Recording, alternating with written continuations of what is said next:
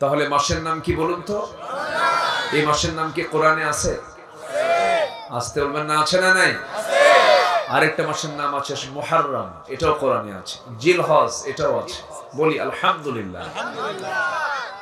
আল্লাহ রাব্বুল আলামিন বলেন, শাহরু রমাদান আল্লাযী উনজিলা ফীহিল কুরআনু হুদাল লিন-নাস ওয়া বায়িনাতিন মিনাল হুদা ওয়াল ফুরকান। জোরে বলুন আল্লাহু আকবার। وداعيا إلى الله بإذنه وسراجا منيرا. فقد قال الله تعالى في كلامه المجيد وفرقانه الحميد: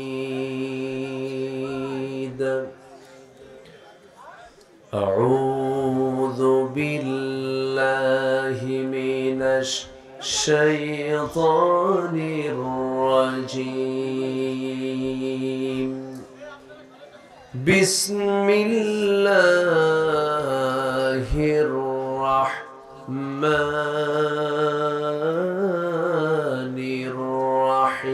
الرحيم. إن الله وملائكته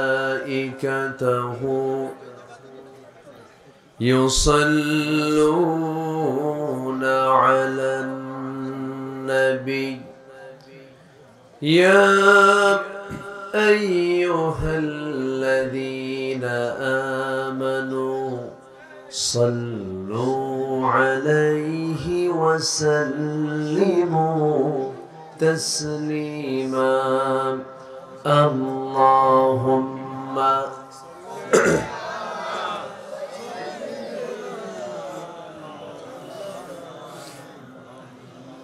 وعلى آله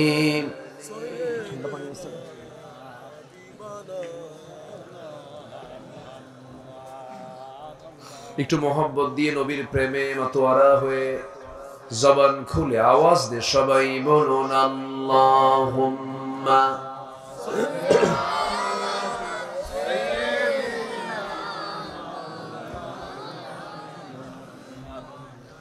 وعلى آله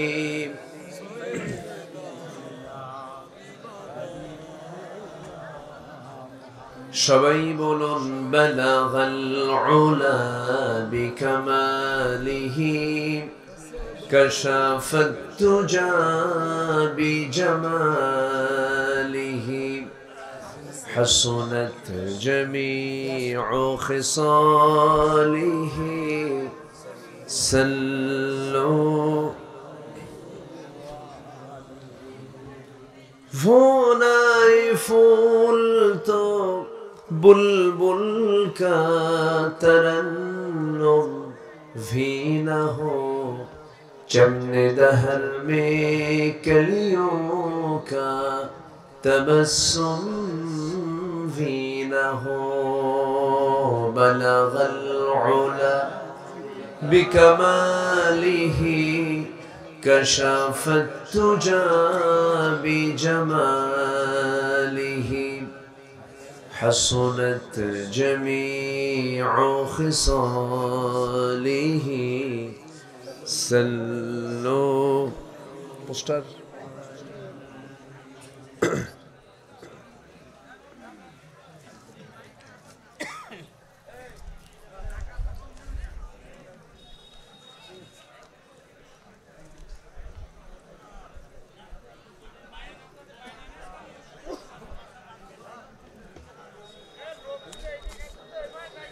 বৃহত্তর খুলনা অঞ্চলের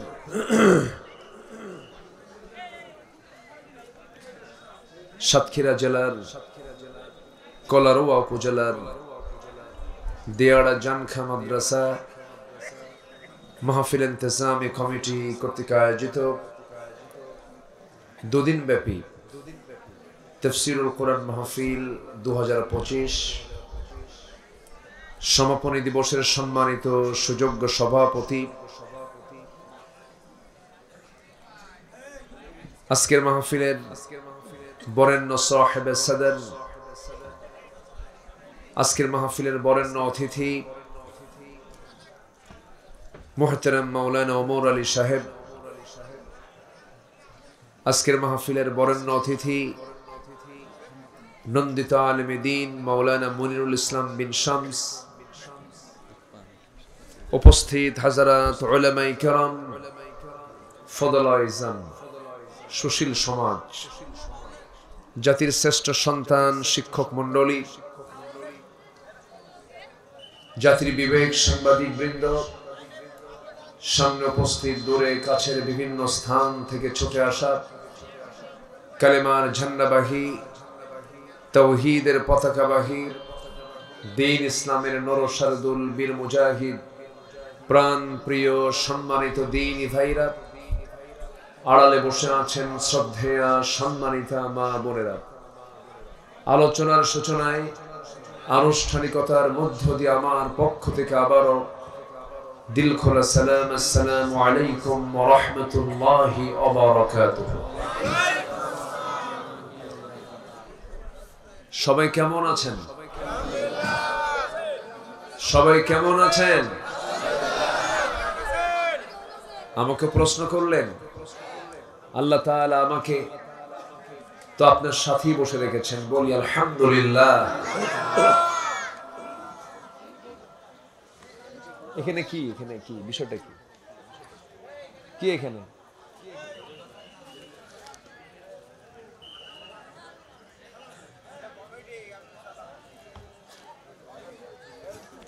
এ তো মাহফিল, তো বাজার না, তো ঠিক বাজার। তাহলে বাজারে কথা বলবে একজন না সবজন? বলেন, একজন না 10 জন? মাহফিলে কথা বলবে কয়জন? এখানে কি 10 জন কথা বলা জায়েজ? তাহলে কেমন যেন একটা ভাব দেখছি, লক্ষ্য করছি, ঠিক না তো? এটা কোনো জনসভা নয়, এটা ইবাদতের জায়গা। কোরআন শুনতে এসেছি, কোরআন শুনতে এসেছি আমরা এখন ইবাদতের মধ্যে আছি, বলি আলহামদুলিল্লাহ, জোরে বলি আলহামদুলিল্লাহ। সম্মানিত ভাইয়েরা, আমার আগে যিনি কথা বলেছেন অনেক প্রবীণ আলেম, তিনি আজ থেকে না হলেও 20-25 বছর আগেও এদিকে যখন মাহফিলে এসেছি তখন আমি ওনার দাড়িগুলোকে কাঁচা দেখেছি, আজকে সব পেকে গেছে। মুহতারাম মাওলানা ওমর আলী সাহেব, আল্লাহ পাক তার কথার মধ্যে অনেক বারাকা দিয়েছেন, খুব সুন্দর করে তিনি কথা বলেন। এবং আমার আগে কথা বলেছেন আমার স্নেহধন্য মাওলানা মুনিরুল ইসলাম, খুবই সুন্দর চমকপ্রদ কিছু কথা তিনি উপস্থাপন করেছেন। শেষ ক্লাসে এসে আমি ভাঙ্গাচোরা কিছু কথা বলতে চাচ্ছি, আমাকে সময় দেওয়া যাবে তো নাকি? ইনশাআল্লাহ। সম্মানিত ভাইয়েরা, খুব অল্প সময়, আমাকে মনে হয় মেবি 15 থেকে 16 দিন আগে এই কমিটি আমাকে একটু বলেছিলেন, যখন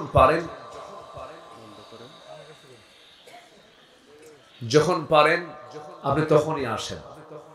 তো বললাম, দেখুন আমার তো, আমি পরিপূর্ণ সময়টা দিতে পারবো না, তাহলে আপনি একটু 9টা থেকে 9:30টার মধ্যে আসেন। এখানে পোস্টারে উল্লেখ করা আছে অবশ্য 9:30। আমি কি দেরি করেছি? ঠিক মতো এসেছি, কিন্তু একটু ভুল বোঝাবুঝি হয়েছে মনে হয়। আমার ভাই জান একটু মন খারাপ করেছেন, আমার শ্রদ্ধেয় ওমর আলী ভাই, ওনাকে বলা হয়েছে, উনি সেইভাবেই সাজিয়েছেন। যাই হোক, এটা মিস্টেক হয়েছে, আমরা পরস্পর ক্ষমা সুন্দর দৃষ্টিতেই দেখবো। জোরে বলি ইনশাআল্লাহ। খেপে যাবেন তো হেরে যাবেন, আপনি যখনই খেপে কোনো কথা বলবেন হেরে যাবেন। মাহফিলে কেউ বিনোদনের জন্য আসে না। মাহফিল যদি কেউ 30 মিনিটও কথা বলে, এখানেও বানিয়ে বনিয়ে কেউ কোনো কথা বলে না, কোরআন থেকেই কথা বলে। আস্তে কম কেন? কোনো বিনোদন নয় মাহফিল। কোরআনের আলোচনা, কোরআনের আলোচনায় পৃথিবীর শ্রেষ্ঠ ভাষণ দিয়েছেন মুহাম্মদ সাল্লাল্লাহু আলাইহি ওয়াসাল্লাম। তিনি বিদায় হজের যে ভাষণ দিয়েছেন, এটি কি 3 ঘন্টা ছিল, 4 ঘন্টা ছিল? ওনার যে ভাষণটা সম্পূর্ণ টোটালি হাদিসে আসছে, যে কথাগুলো বলতে সময় লাগে মাত্র 20 থেকে 25 মিনিট। 20 থেকে 25 মিনিটের বক্তৃতায় এমন কোন সাবজেক্ট নাই যা তার আলোচনার মধ্যে বাদ ছিল। বিষয় হলো সময় কোনো বিষয়, time is no factor, subject is factor. আপনি কি বিষয় নিয়ে কথা বলছেন, এটাই হচ্ছে সবচেয়ে মূল বিষয়। সম্মানিত ভাইয়েরা, মাহফিলকে বিনোদন তখনই বলা যাবে যখন কোন আলোচক যখন কোরআন ছাড়া কথা বলবেন, দিন ছাড়া কথা বলবেন, হাদিস ছাড়া কথা বলবেন। আর যদি কোরআন এবং হাদিস নিয়ে যদি কথা বলেন, যদি 2 মিনিট হয় তবুও বরকতময়। বলি আলহামদুলিল্লাহ। সম্মানিত ভাইয়েরা, আসুন আমরা আলোচনার দিকে যাচ্ছি। খুব অল্প সময়, এই মাত্র 2-3 দিন পরে আমাদের একটি শ্রেষ্ঠ মাস আসছে। সে মাসের নাম কি? কি মাস? কি নাম? এটি কিন্তু কলার রমজান না, মাসের নাম রমজান। কিসের নাম রমজান বলবেন? মাসের নাম রমজান। মাইকওয়ালা একটু একভাবে সাউন্ড গুলো রাখেন, সুন্দর করেন যতটুকু পারা যায়। ধমক টমক দেব না কিছু, আপনি ভয় পায়েন না। আপনি যতটুকু আপনার মানে কাছে যত সাধ্য আছে একটু চেষ্টা করেন। এই যে বেশি করতে গেলেই তো আবার সমস্যা শুরু হয়। আপনি চেষ্টা করেন। অনেক লোকজন বসার জায়গা পাচ্ছেন না, অনেক কষ্ট করে বসে আছেন। আল্লাহ তুমি সবার অংশগ্রহণকে নাজাতের কারণ বানিয়ে দাও। জোরে বলি আল্লাহুম্মা আমিন। তাহলে মাসের নাম কি বলুন তো? এই মাসের নাম কি কোরআনে আছে? আসতে বলবেন না, আছে না নাই? আরেকটা মাসের নাম আছে মুহররম, এটাও কোরআনে আছে। জিলহজ, এটাও আছে। বলি আলহামদুলিল্লাহ। আল্লাহ রাব্বুল আলামিন বলেন, শাহরু রমাদান আল্লাযী উনজিলা ফীহিল কুরআনু হুদাল লিন-নাস ওয়া বায়িনাতিন মিনাল হুদা ওয়াল ফুরকান। জোরে বলুন আল্লাহু আকবার। রমজান মাস আল্লাযী উনজিলা ফীহিল কুরআন, যে মাসে আল্লাহ রাব্বুল আলামিন কোরআনকে নাযিল করেছেন। হুদাল লিন-নাস, মানুষের হেদায়েত করে, মানুষের হেদায়েতের জন্য এবং সত্য মিথ্যার পার্থক্য সৃষ্টিকারী হিসেবে আল্লাহ রাব্বুল আলামিন কোরআনটাকে নাযিল করেছেন কোন মাসে? রমজান মাসে। শুধু কোরআন নাযিলের কারণেই কিন্তু এই মাসের এত মর্যাদা। আল্লাহ তাআলা 1 নাম্বার এই মাসের মর্যাদা দিয়েছেন কোরআন নাযিলের কারণে। জোরে বলি সুবহানাল্লাহ। যে মাস আসতেছে সামনে, এই মাসকে যেভাবে পালন করা দরকার ছিল জাতীয়ভাবে, সেইভাবে পালন কিন্তু আজ পর্যন্ত আমরা দেখি নাই। স্বাধীনতার 53-54 বছর চলে, এদেশের হোটেলগুলো দিনের বেলা রোজার মাসে বন্ধ না খোলা? বলেন, শুধু কি খোলা? সামনে পর্দা দিয়ে রাখে আর বলে ভিতরে পর্দার সহিত খাবারের ব্যবস্থা আছে। আমি কি ভুল বললাম? এই রমজান মাসে মদের যে দোকান বন্ধ না খোলা? বলেন বলেন। এই রমজান মাসে সুদের কারবার আছে না নাই বলেন তো? সবকিছুই কিন্তু চলছে হরদম। অথচ রমাদান কারীম এইগুলো থাকার তো প্রশ্নই ছিল না। যেটা 12 মাস হারাম, এই মাসে তো কোনো কথাই নাই। কিন্তু আমার দেশে সেই পরিবেশটা আমরা এখনো তৈরি করতে পারিনি। কারণ রোজা যা চায় আমাদের সমাজ রাষ্ট্রে তা নাই। রোজার যে দাবি, সেই দাবিটা আজকের সমাজে নাই। কেউ রোজা রাখলো বা না রাখলো এটা নিয়েও কোনো প্রশ্ন নাই। কে নামাজ পড়লো বা নামাজ না পড়লো এটা নিয়েও কোনো প্রশ্ন নাই। বরঞ্চ বিগত সময়ে যারা নামাজ পড়েছে, দিন মেনেছে, কোরআনকে মানার চেষ্টা করেছে, ইসলামী আন্দোলন যারা করেছে, বরঞ্চ তাদেরকে অপরাধী বানাইয়া জঙ্গিবাদের মামলা দিয়ে জেলখানায় ঢোকানো হয়েছে। এই সংকট থেকে আমরা একটু মুক্ত হতে পেরেছি। আল্লাহ তাআলা এই মুক্ত একটি পরিবেশ আমাদেরকে উপহার দিয়েছেন। সম্পূর্ণ অবদান কার? আসতে বলবেন না কার? এত ক্রেডিট নেওয়া ভালো না। অনেকে বলে আমরাই তো ছিলাম। কে ছিল আর কে ছিল না? রাজপথে কার কতটুকু অবদান? জাতি আর অন্ধ নাই। জাতি কি অন্ধ আছে? জাতি কিন্তু অন্ধ নাই, জাতি কিন্তু সব বোঝে। এখন কোনো কিছু আড়াল করার সুযোগ নাই, ফাঁকিবাজির কোনো সুযোগ নাই। প্রযুক্তির সর্বোচ্চ ব্যবহার এখন চলছে, কোনো কিছু আড়াল থাকে না। আমরা বাপরা পারি নাই, পুলিশরা পারে নাই, কিন্তু পুলিশের সন্তানরা দেশকে মুক্ত করেছে।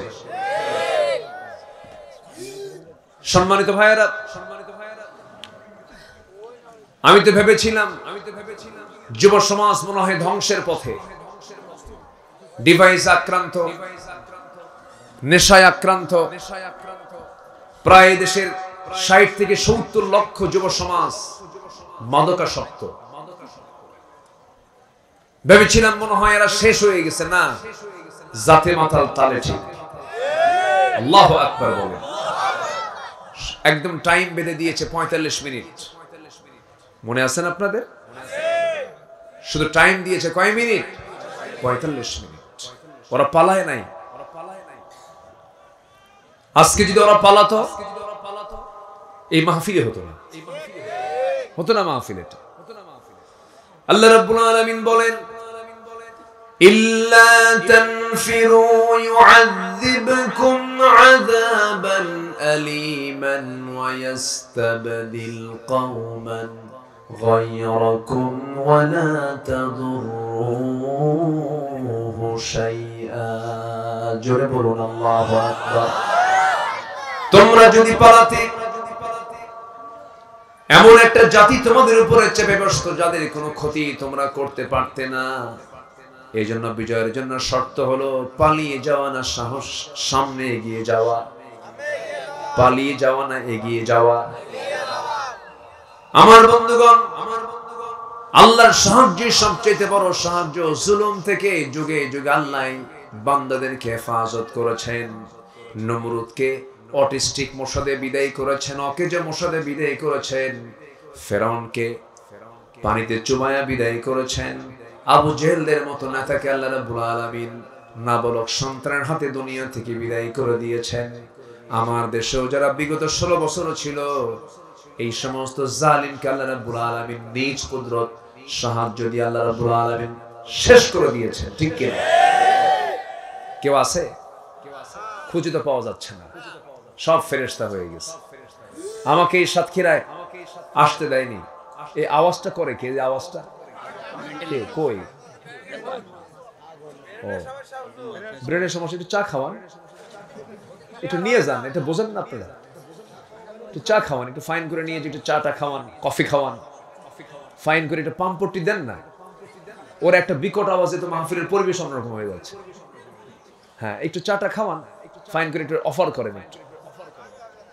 হ্যাঁ, সম্মানিত ভাইয়ের আমার দিকে তাকান। তাহলে সামনের যে রমজান আসতেছে, রমজানের হক আমরা আদায় করবো না ইনশাআল্লাহ? জোরে বলি ইনশাআল্লাহ। আল্লাহ কবুল করুন, জোরে বলি আমিন। এই সাতক্ষীরাতে বহুদিন পর, আমাকে মাঝখানে বহুদিন আসতে দেয়নি ফেরেশতারা। ফেরেশতা কেন বললাম? ফেরেশতা চোখে দেখা যায় না, এদেরকেও দেখা যাচ্ছে না। নাই তো, কোথায় যে গেছে আর খুঁজে পাওয়া যাচ্ছে না। আমরা তো কেউ পালাই নাই। আমাদের প্রতি যতকে আমরা পালাইছি, 2009 সালে আল্লামা সাইদ রাহিমাহুল্লাহ এবং আমি একই বছর 2009 সালে একসঙ্গে আমরা হজ করেছি। তারাফার ময়দানে একসঙ্গে ছিলাম। তো ওনাকে প্রশ্ন করা হলো, হুজুর, দেশে তো ট্রাইব্যুনাল গঠন হচ্ছে, টিপাই মুখে বাঁধের আন্দোলন চলছে, পুরা ষড়যন্ত্র, আপনাকে মামলা দেবে, আপনাকে গ্রেফতার করবে, আপনি দেশেই থেকে যান, এই সৌদি আরব থেকে আপনার ফেরার দরকার নেই। আপনি রয়্যাল গেস্ট হয়ে এসেছেন, রাজকীয় মেহমান হয়ে এসেছেন, আপনার দরকার নাই যাওয়ার। উনি মুস্কে এখন হাসি মেরে বললেন, সাইদি পালায়া থাকবে, এটা কি বিশ্বাস হয়? উনি নিজে বললেন, আল্লাহু আকবার বলবেন না? একজন ইমানদার পালায়া থাকবে, এ তো রাসূল শিখান নাই। উনি বলছেন, আমি বুক উঁচু করে আমার দেশে ফিরে যাব। উনি বুক উঁচু করে দেশে ফিরেছেন, হাসি মুখে জেল খেটেছেন, 13 বছর কারাবরণ করেছেন, কখনো হতাশায় তিনি ভোগেন নাই। আমরা কেউ পালাই নাই। আমাদেরকে যারা রাজাকার ট্যাগ দিয়েছিল, কেউ পাকিস্তান যায় নাই। আমরা শুধু হিন্দুস্তানের রাজাকাররাই সব দিল্লি গিয়ে বসে আছে। আমরা কিন্তু ঠিকই আছি, আমরা কেউ যাই নাই, আমরা যাব না। কারণ এই দেশকে আমরা প্রাণ দিয়ে ভালোবাসি, জীবন দিয়ে ভালোবাসি। আমাদের আত্মীয় স্বজন দেশেই সব, বাইরে নাই। হ্যাঁ, আমরা বিয়ে শাদী, ছেলে মেয়ে যা কিছু সব দেশেই করি আমরা। ওরা তো দেশকে এমন ভালোবাসে, একটা আত্মীয় দেশে নাই, সব ইউরোপ আমেরিকা। ভালোবাসা শিখান না, দেশপ্রেম বুঝান আমাদের। ইসলামকে কতটুকু মানে গোড়ায় হাত দিলে টের পাওয়া যাবে। স্বামী এক ধর্ম পালন করবে, বউ আরেক ধর্ম পালন করবে, এটা কি ইসলাম মানে? ইসলাম কি এটা স্বীকার করে? স্বামী যদি খ্রিস্টান, স্বামী মুসলমান, বউ খ্রিস্টান, বাচ্চা হবে কি জানেন? খচ্চর। গাধার ঘোড়ার মিলনে যে বাচ্চা হয়, ওটার নাম কি? এইগুলো খচ্চর সব। অতএব খচ্চরদের কোন নেতৃত্ব বাংলার জমিন আমরা হতে দেব না।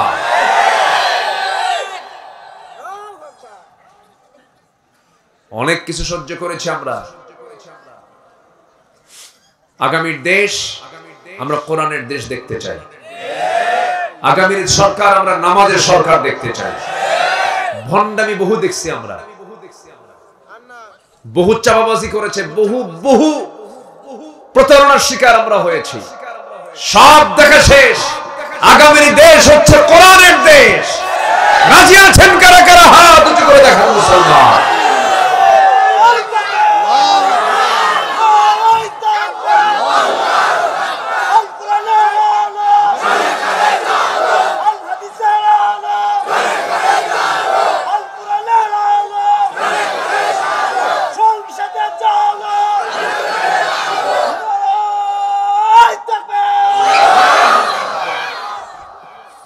এই তাকবীরটাও দিতে দেয়নি আমাদের। মানে মঞ্চে আসলে সব দোষ। যখন বসতাম মঞ্চে, তখন দুই পাশে বসতো কিরামুন কাতিবিন। আমি কি ভুল বলতেছি? এগুলোই তো করেছে ওরা। মাহফিল আসা মাত্রই কমিটির মহা টেনশন, হুজুর আপনি তো আসছেন, কি যে হয়, পুলিশ আসতেছে। আমি কি ভুল বলতেছি? জুতার তলা ক্ষয় হয়ে যেত কমিটি কাঁদতো, হুজুর কোরআনের বাগান সাজিয়েছে আমরা। কত অত্যাচার গুলো করেছে। এখন ওরা আলেমদেরকে বেইজ্জত করতে চেয়েছিল, আল্লাহ ওদেরকে ন্যাংটা করে বিদায় করে দিয়েছে। দেখেন না, পালানোর রাস্তা পাইলো না এক দরবেশ, মাথার চুল কালো বানালো, দাড়ি কাটলো, যেন তার না কেউ যেন না চেনে থাকে। আইনমন্ত্রীকে সঙ্গে করে আবার ভুল করে নৌকা চড়ছে, নৌকার ভেড়ে না। শেষ পর্যন্ত কোস্টগার্ড গিয়ে ধরে বলতেছে আইনমন্ত্রীকে, স্যার চিনছি আপনাকে, চলেন। আমি একা যাবো কেন? আমি কি একা আসছি না জামাতের সাথে আসছি? ওই যে দেখো আমি জামাতের সাথে আসছি। ওই যে কি, ওর মুখে দাড়ি নাই, মাথার চুল গেল কালো, ওই লোকটা কে? ভালো করে দেখো, ওটাই দরবেশ, ভান ধরে বসে আছে।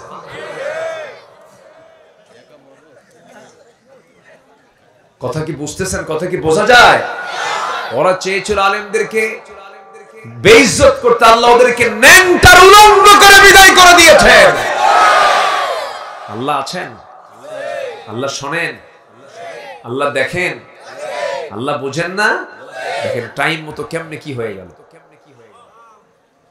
সামনের দিনেও যারা এরকম চাঁদাবাজি করতে চান, সামনের দিনেও যারা এইরকম পুনরাবৃত্তি ঘটাতে চান, একজন পালাতে নিয়ে ভাঙ্গা হেলিকপ্টার পাইছে, আপনি তাও পাবেন না।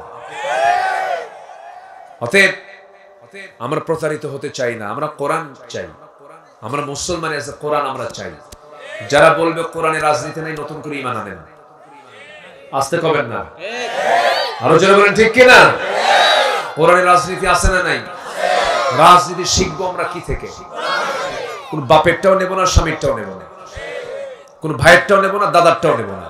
আমরা নেব কিসের থেকে বলেন? কোরআন থেকে। সোজা কথা। আমার কবরে আমাকে হিসাব দিতে হবে।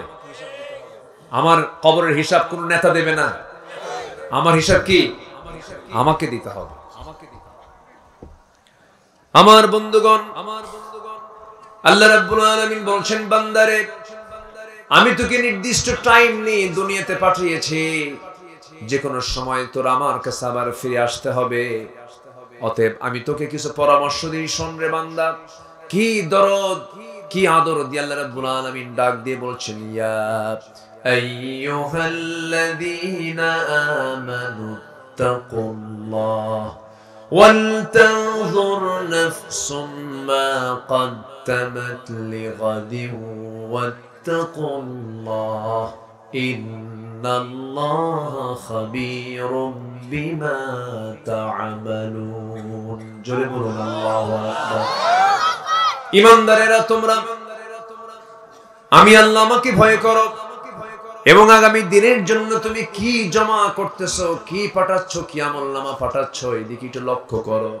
সময় নষ্ট করো না। একটা সেকেন্ড যদি চলে যায় তোমার জীবন থেকে আর ফেরত পাবে না। প্রত্যেকটা মুহূর্তকে কাজে লাগাও।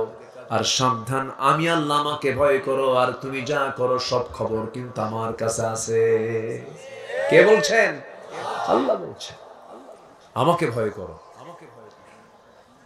আল্লাহর ভয় যদি কোনো বান্দার মধ্যে যদি ঢুকে যায়, পৃথিবীর কোনো ভয় তাকে কখনো ভয় দেখাতে পারবে না, ভীত করতে পারবে না।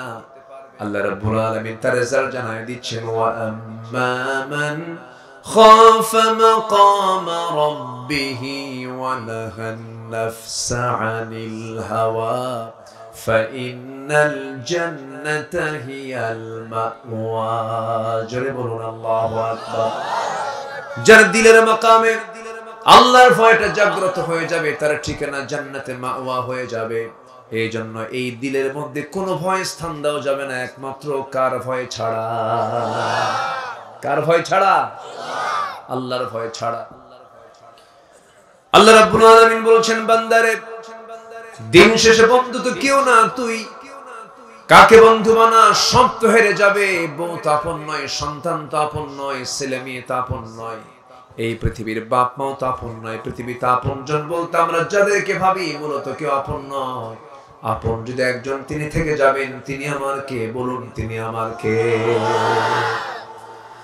আল্লাহ রাব্বুল আলামিন বলেন, হুয়াল আউয়ালু ওয়াল আখিরু ওয়াল যাহিরু ওয়াল বাতিন ওয়া হুয়া আলা কুল্লি শাইইন কাদির। জোরে বলুন আল্লাহু আকবার। তিনি প্রথম, তিনি শেষ, তিনি প্রকাশ্য, তিনি গোপন। তার কাছে আমরা ফিরে যাব। সে আল্লাহ তাআলা যে হুকুমগুলো করেছেন সে হুকুমগুলো আমরা মানার চেষ্টা করব। জোরে বলি ইনশাআল্লাহ। বিশেষ করে ফরজ হুকুম। কি হুকুম বলেন? আমার দেশে ফরজ নিয়ে মারামারি লাগে না নফল নিয়ে মারামারি লাগে? ফরজ নিয়ে না নফল নিয়ে? নফল নিয়ে মারামারি লাগে। এই যে তারাবি আসতেছে, গুতাগুতি হবে। কলরাওতে কিন্তু কিছু আহলে হাদিসের ভাইরাও আছে, আছেন কিনা বলেন? আচ্ছা আচ্ছা। তারপরে আহলে আহনাফ যারা, তারাও আছেন। নামাজ, তারাবির নামাজ আপনি 8 রাকাত পড়েন, 20 রাকাত পড়েন, এটা তো কোনো বিষয় না, এটা কোনো সাবজেক্ট না। আপনি নাভিতে হাত বাঁধেন অথবা বুকে হাত বাঁধেন, এটাও কোনো সাবজেক্ট না। আপনি আমিন আসতে বলেন, জোরে বলেন, এটাও কোনো বিষয় না। নামাজ হচ্ছে কিনা, জাতি নামাজ পড়ে কিনা, কত পার্সেন্ট নামাজ পড়ে, এটার হিসাব আগে করে। আমার নবীজি বুকেও হাত বেঁধেছেন, নাভিতে হাত বেঁধেছেন, হাত ছেড়ে দিয়েও নামাজ পড়েছেন। এটা সৌন্দর্য। এটা কিন্তু এটা হলে এটা হবে না, এটা হলে এটা হবে না, এটা হারাম, ওটা হারাম। এক বেচারি নামাজ পড়তে নিয়ে বেকায়দায় পড়ে গেছে। একজন বলছে যে নাভিতে হাত বাঁধা যাবে না, আরেকজন বলছে বুকে হাত বাঁধা যাবে না। এখন হাত বাঁধবে কই? আল্লাহু আকবার। কপালে হাত নিয়ে গেছে। কোথায়? কপালে। তাহলে আপনার ফতুয়ার ঠেলায় যদি হাত কপালে যায়, তাহলে এই ফতুয়া দেওয়ার দরকার থেকে বলে? আমি কি ভুল বলতেছি ভাই? ভুল বলতেছি? আমরা ইসলামকে নিয়ে এত টানাটানি করতেছি কেন? এক বুড়ো চাচা পায়জামা বানাইছে, তো টেইলার্স পায়জামাটা একটু লম্বা করে দিয়েছে, গিরার নিচে চলে গেছে। তো বুড়িকে যাওয়ার সময় বাড়ি থেকে বের হওয়ার সময় বলছে, দেখো টেইলার্স তো আমার পায়জামাটা একটু বেশি লম্বা করে দিয়েছে, তুমি একটু কেচি দিয়ে কেটে 1 ইঞ্চি একটু ছোট করে রাখো। তো মুরব্বীর আবার খুব রাখতো। তো এই কথাটা শুধু বুড়ি শুনে নাই, ছেলে বউ শুনছে, নিজের মেয়ে শুনছে। মোট শুনছে কয়জন? 3 জন। প্রথমে কেচি দিয়ে বুড়ি কাটছে, মানে বউটা কাটছে 1 ইঞ্চি। তো বউমা মনে করছে, ছেলে বউ মনে করছে, শ্বশুর তো যদি এসে খেপে যায়, তো আমার শাশুড়ি এটা কাটলো কিনা, পাজামাটা আমি একটু ঠিক করি। আবার কেচি দিয়ে উনি আবার 1 ইঞ্চি ছোট করছে। 2 জনের কাটা শেষ। এখন মেয়ে ভাবতেছে, আমার আম্মা তো বয়স্ক মানুষ, কাটলো কিনা জানি না, তো আব্বাতে সে খুব রাগারাগি করবে। এই অনুমান করে সে আবার আরো 1 ইঞ্চি কাটছে। কাটতে হবে 1 ইঞ্চি, কাটছে কয় ইঞ্চি? 3 ইঞ্চি। বাড়িতে এসে এখন পায়জামা পরবে, দেখে যে ফুল প্যান্টও না, হাফ প্যান্টও না। কি আমার কথা কি বুঝতেছেন? তো আমরা ইসলাম নিয়ে এত টানাটানি করতেছি, শেষে তো কিছুই থাকে না। আমরা আলিয়া বুঝি না, আমরা কওমি বুঝি না, আমরা গোল টুপি লম্বা টুপি বুঝি না। আমরা বুঝি আমাদের কালিমা হচ্ছে লা ইলাহা। এক কালিমার ভিত্তিতে আমরা এক হব। জোরে বলি ইনশাআল্লাহ। তাআলাউ ইলা কালিমাতিন সাওয়াইন বাইনানা ওয়া বাইনাকুম। আল্লাহু আকবার। আমি মাইকে একটু জোরে বললি কেমন যেন একটা আওয়াজ হয়, একটু ঠিক করেন না। জোরে আওয়াজ দিলে এরকম হয় কেন? আমি তো নিজের কথা নিজেই বুঝি না। ইকো দরকার নাই। সম্মানিত ভাইয়েরা, তাহলে আমরা পৃথক থাকবো না এক হব? বলেন পৃথক থাকবো না এক হব? আগে নফল সুন্নত না ফরজ? আগে বলেন আগে কি দরকার? আগে কি দরকার? ফরজ দরকার। সুদ হারাম, যাকাত ফরজ। এটা নিয়ে কথা বলেন। কি আমার সমাজে কি সুদ চালু না যাকাত চালু? সুদটা প্রতিষ্ঠিত, যাকাতটা অতিরিক্ত। যাকাত কি অতিরিক্ত, না দিলেও কেউ কোনো প্রশ্ন করে না। কিন্তু ট্যাক্স না দিলে, বলেন আছে কিনা বলেন? সুদ না দিলে কি খবর আছে না নেই বলেন তো? ব্যাংক থেকে আপনি ঋণ করেছেন, সুদ দিতেই হবে, বাধ্য আপনি। কিন্তু যাকাত কিন্তু চালু নাই, সুদ চালু আছে। বিয়েটাকে আজকে কঠিন করা হয়েছে। বিয়ে, মেয়েদের বিয়ের বয়স কত বলেন? বলেন কত বছর? আর একটা মেয়ের যৌবন আমার দেশে আসে কত বছরে বলেন? বলেন কত? 12 বছর। আজকের যে সামাজিক চিত্রটা, আমি বলছি না বাল্য বিবাহের পক্ষে আমি কথা বলছি না, কিন্তু এই যে বিশাল বড় মানবাধিকার কর্মীরা কথাগুলো বলেন, মাঝে মাঝে দেখা যায় 12 বছরের 13 বছরের একটা ছোট্ট মেয়ে আমরা মনে করছি, কিন্তু সে তো বড় হয়ে গেছে। সে বন্ধু চিনে, বয়ফ্রেন্ড চিনে, 3 দিন 4 দিন নিখোঁজ হয়ে যায়। এই ব্যাপারে ইসলামের বক্তব্য আছে না নাই? আসতে বলবেন না, আছে না নাই? মানে 18 আগে বিয়ে হবে না, কিন্তু 12-13 বছর বয়সে বের হওয়া যাবে, বের হয়ে চলে যাওয়া যাবে। আমি কি ভুল বলছি ভাই? এগুলো কথাগুলো কি ভুল বলতেছি আমি? যৌবন আসে 12তে, আর বিয়ের শর্ত দিছে কত বছরে? 18। এই 6 বছর কি করবে? হ্যাঁ হ্যাঁ, বিয়া ছাড়া আকাম কুকাম করবে। এই তো, হ্যাঁ এই তো, বয়ফ্রেন্ড আর গার্লফ্রেন্ড খুঁজবে। এই নোংরামিগুলো আমার দেশে কমছে না বাড়ছে?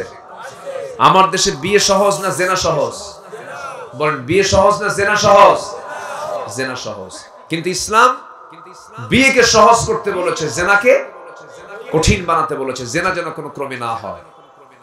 একটা মেয়ে 2-3 দিন নাই ছেলের সঙ্গে ঘুরে বেড়াচ্ছে, কোনো দোষ নাই। রাষ্ট্রের আইন কি জানেন? ওর দোষ হলো 100 টাকা জরিমানা মাত্র। কত টাকা জরিমানা? 100 টাকা জরিমানা।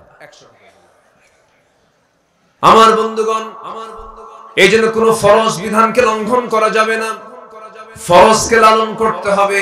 ছোট ছোট গুনার দিকে আল্লাহ পাক তাকাবেন না। আল্লাহ রাব্বুল আলামিন বলেন, ইন তাজতানিবু কাবাইরা মা তুনহাউনা আনহু নুকাফির আনকুম সাইয়্যাতিকুম ওয়া নুদখিলকুম মুদখালান কারীমা। জোরে বলুন আল্লাহু আকবার। তুমি যদি বড় বড় গুনাহ করে ফেলো, আল্লাহ তোমাকে ধরে ফেলবেন। কিন্তু তুমি যদি বড় বড় গুনাহগুলোকে যদি গুটিয়ে রেখে, গুনাহ না করে যদি ছোট ছোট যদি কিছু গুনাহ করে ফেলো, আল্লাহ রাব্বুল আলামিন বলছেন, আমি আল্লাহ রাব্বুল আলামিন ছোট গুনার দিকে না তাকায়া আমি আল্লাহ তোমার সমস্ত গুনাহগুলোকে মাফ করে জান্নাতের মতো জায়গায় তোমাকে স্থান করে দেব। চ্যালেঞ্জ হচ্ছে কবিরা কোনো গুনাহ করা যাবে না, কবিরা কোনো গুনার কাছে যাওয়া যাবে না। এটা হচ্ছে সবচেয়ে বড় চ্যালেঞ্জ। আর যে কবিরা গুনাহ ছাড়তে পারবে সে হচ্ছে মুত্তাকি। সে কি বলেন তো? যে ব্যক্তি রোজা রাখবে সে রোজার ফলাফল কি হওয়া? মুত্তাকি হয়ে যাওয়া। আমরা মুত্তাকি হব, জোরে বলি ইনশাআল্লাহ। আমি যে বিষয়ে ইঙ্গিত দিতে চাচ্ছি আমার আজকের আলোচনার মধ্যে, সেটা হলো একটা গুণ আজকে আমরা শিখে যাব, একটা গুণ আমরা অর্জন করার সিদ্ধান্ত নেব, সেটা হলো তাকওয়ার গুণ। কিসের গুণ বলেন তো? যে তাকওয়ার গুণ অর্জন করবে তাকে মুত্তাকি বলে। তাকে কি বলে? মুত্তাকি বলে। মুত্তাকি কাকে বলে? মুত্তাকি তাকেই বলে যে সকল প্রকার হারাম থেকে নিজেকে গুটিয়ে রেখে হালাল পথে যে বান্দা নিজেকে প্রতিষ্ঠিত করে তাকেই বলে মুত্তাকি। জোরে বলেন সুবহানাল্লাহ। আমাদের সমাজে আজকে হারাম বেশি না হালাল বেশি? বলেন হালাল বেশি না হারাম বেশি? হারামটা বেশি। হারামের ছড়াছড়ি আজকে। আমার বন্ধুগণ, আল্লাহ রাব্বুল আলামিন সেজন্য সুন্দর করে বলছেন, ইয়া আইয়ুহাল্লাযীনা আমানু কুতিবা আলাইকুমুস সিয়াম কামা কুতিবা আলাল্লাযীনা মিন ক্বাবলিকুম লাআল্লাকুম তাত্তাকুন। জোরে বলুন আল্লাহু আকবার। আয়াতটা কি মানে নতুন মনে হয় না পুরাতন মনে হয়? পুরাতন না? সবার কাছে কি এরকম নতুন মনে হচ্ছে নাকি? খুব কমন আয়াত। আনকমন না কমন? কমন। সবার কাছে এটা কমন আয়াত। এই আয়াতটা আমরা সারা জীবন বহুবার শুনেছি, কিন্তু এই আয়াতের যদি শুধু একটা আয়াতের যদি আজকে প্রতিফলন থাকতো, সমাজের চিত্র আজকে এমনটা হতো না। আল্লাহ সুন্দর করে বলছেন, তোমাদের জন্য আমি আল্লাহ রাব্বুল আলামিন রমজানের সিয়ামকে ফরজ করে দিয়েছি। আল্লাহ পাক এখানে ফরজ শব্দ বলেন নাই, কুতিবা আলাইকুমুস সিয়াম লিখিত আকারে পাশ করেছি, ফরিদা বলেন নাই। আইন দু প্রকার, দলিল দু প্রকার। একটা হচ্ছে মৌখিক দলিল, আর একটা হচ্ছে লিখিত দলিল। আপনাকে কেউ মৌখিক দলিল করে দিল, এটা মজবুত হবে না, লিখিত দলিলটা মজবুত হবে। মানে কি দলিল মজবুত হবে? লিখিত দলিলটা মজবুত হবে। আল্লাহ পাক রোজাকে লিখিত আকারে পাশ করেছেন। জোরে বলেন সুবহানাল্লাহ। এই রোজাকে ফরজ করে দিয়েছি তোমাদের জন্য, কামা কুতিবা আলাল্লাযীনা মিন ক্বাবলিকুম, যেমন করে আমি আগের লোকদের উপর আমি রোজাটাকে ফরজ করেছিলাম। তাহলে এখন বলুন, রোজা কি শুধু এই উম্মতের জন্য ফরজ না আগের উম্মতদের জন্য ফরজ?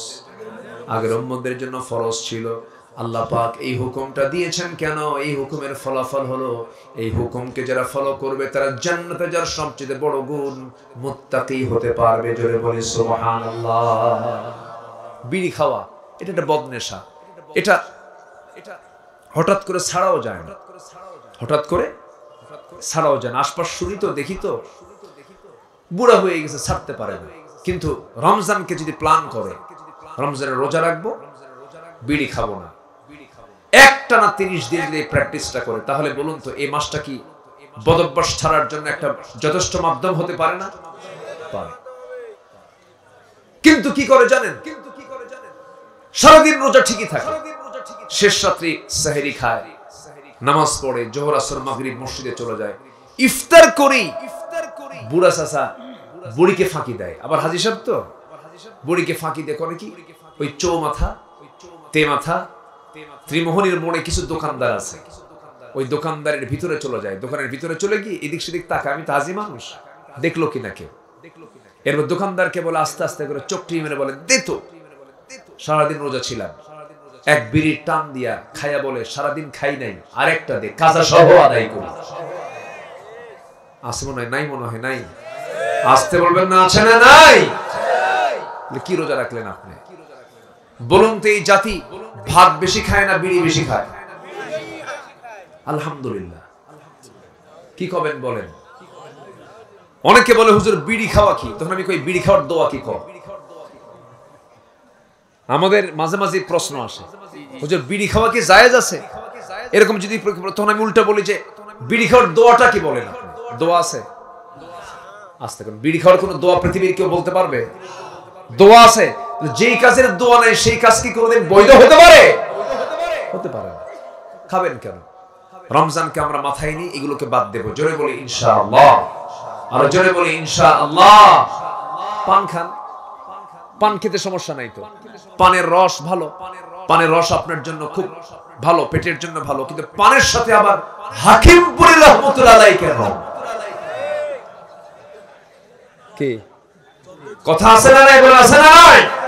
ভাবতেছেন আমি কাউকে বাদ দেব? কাউকে বাদ দেইনি। ডাইরেক্ট খান আর পুরে খান। নেশা নেশা। পৃথিবীর কোন ডাক্তার নেশাকে জায়েজ বলে না, আল্লাহ এটাকে জায়েজ বলতে পারে না। আল্লাহ জায়েজ বলেননি। ওয়ালা তুলকু বিআইদিকুম ইলা তাহলুকা, নিজকে ধ্বংসের দিকে ঠেলে দেওয়া যাবে না। আপনি পাপ করবেন, পাপ আপনাকে ঘেরাও করবে। দেখেন বিড়ি খায়, ওর ঠোঁট বলে দেয় কি খোর।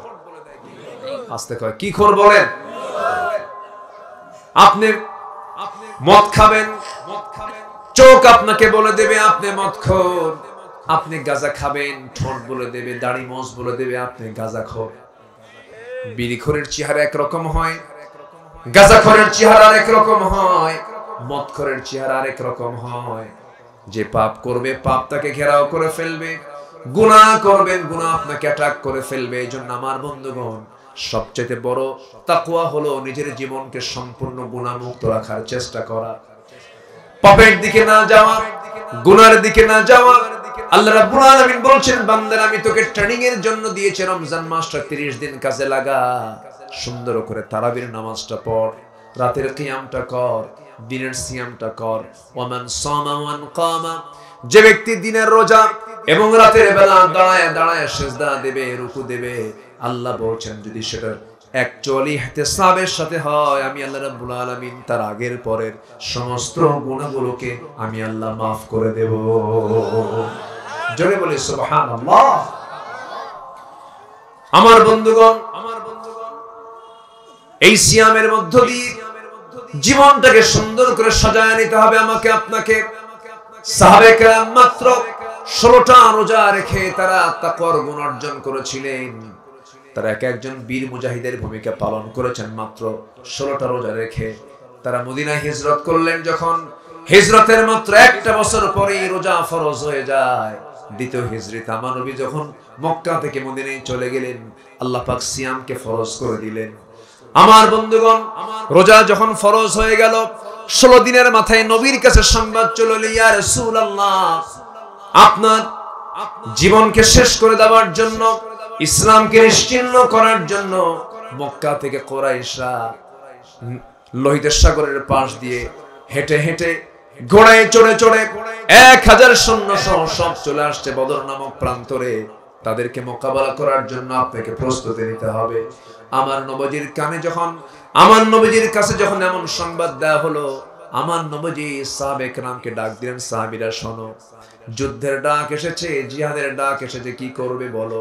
সাহাবীরা কেবলই মক্কা থেকে মদিনায় চলে আসছেন, ঘর নাই, বাড়ি নাই, বউ নাই, বাচ্চা নাই, সন্তান নাই, একদম হাতে খালি হাতে এসেছেন, হ্যান্ড টু মাউথ নাই, খাবারও পান না।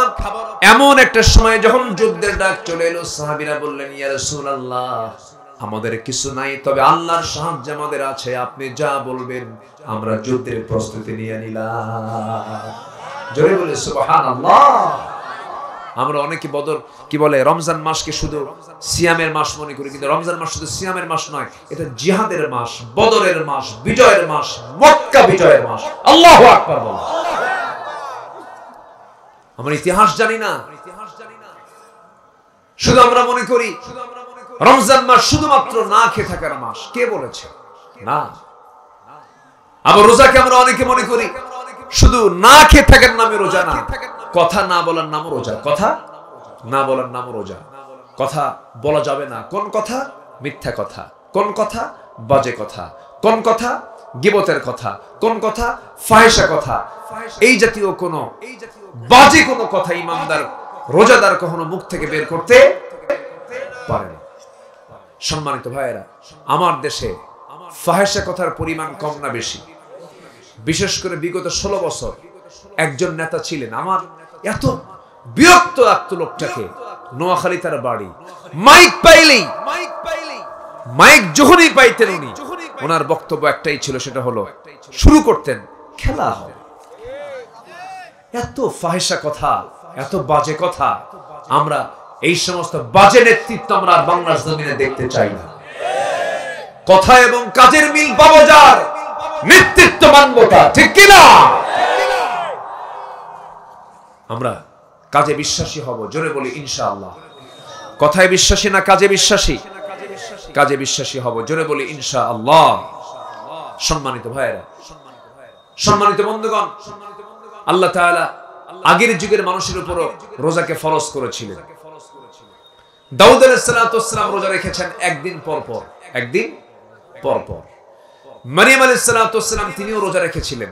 তার রোজা ছিল না খাওয়ার রোজা নয়, কথা না বলার রোজা। কি বলেন? কথা না বলার রোজা। ওনার পেটে আল্লাহ পাক একটা সন্তান দিয়েছিলেন, যার পিতার কোনো পরিচয় ছিল না এবং তার কোনো স্বামীও ছিল না। আল্লাহ পাক তাকে পিতৃহীন, স্বামী ছাড়া একটা সন্তান দিয়েছিলেন, যে সন্তানটা এখনো মারা যান নাই। তিনি আসমানে আছেন, আবার তিনি আসবেন। যেই মহিলা তার মা ছিলেন, সেই মহিলার নাম কি বলেন? বলেন কে? মারিয়াম। বাড়ি কোথায়? ব্রজবক্সা নাকি? ভালো করে কলরোয়াতে মরিয়াম আছে না নাই বলেন তো? এটা কলরোয়া মরিয়াম বলছি না, বলতেছি হলো ফিলিস্তিনের মারিয়াম। আল্লাহু আকবার বলেন। কোথাকার বলেন? ফিলিস্তিন। সেখানে তার বাড়ি ছিল। সম্ভ্রান্ত পরিবারের ছিলেন। তার বাবার ইতিহাসও আছে। আল্লাহ পাক তার বাবার নামে একটা সূরা দিয়েছেন, সূরা আলে ইমরান। আবার নিজের নামেও আছে সূরা মারিয়াম। বাপ আর বেটি দুই সূরা দখল করে ফেলেছেন। আল্লাহু আকবার বলেন। কত সম্মানিত একটা পরিবার। এই মারিয়ামকে আল্লাহ পাক রোজা রাখতে বলেছিলেন। কিসের রোজা? না কথা বলার রোজা। যখন তিনি তার সন্তানকে যখন প্রসব করলেন, সন্তান ডেলিভারি হয়ে গেল। এর আগে তো অনেক লম্বা কথা, সময় নাই। সন্তান ডেলিভারি হওয়ার পর এই সন্তান কিনে তিনি কি করবেন, আল্লাহ পাক তাকে জানালেন, মারিয়াম তুমি এটা নিয়ে আর নির্জন পরিবেশে থাকার দরকার নাই, মানুষের মাঝে চলে যাও। তিনি বলেন, আল্লাহ আমি কেমন করে যাব? আমাকে তারা যে পরিমাণ গালিগালাজ দিয়েছে, এই সন্তানটা নিয়ে গেলে তো আমিও গালি শুনবো, সন্তানটা গালি শুনবো। তখন আল্লাহ বললেন, তুমি বলবে আমি রোজা আছি, আমি কোনো কথা বলবো না। যেরকম সুবহানাল্লাহ। দেখেন রোজা কত আগে। যে সময় লোকজন বলে ফেললো, মারিয়াম এই যে সন্তানটা আনছো, সন্তানটা টেনে নিয়ে আসছে, এই সন্তানটার বাবার পরিচয় কি আমাদেরকে জানায় দাও। সঙ্গে সঙ্গে তিনি বলছেন, আমি কোনো কথা বলবো না, আমার সর্ব প্রশ্নের জবাব আমার সন্তান দিয়ে দেবে। তিনি বললেন, ক্বালাত ইন্নী নাদারতু লিররহমানি সাওমা, আমি রোজাদার, আমি কোনো কথা বলবো না, যা কথা তোমরা আমার সন্তানকে প্রশ্ন করো। সবাই বলল, বুঝতে পেরেছি মারিয়াম পাগল হয়ে গেছে, ছোট্ট বাচ্চা কেমনে কথা বলবে? 3 দিনের নবজাতক বাচ্চা তো কখনো কথা বলতে পারে না।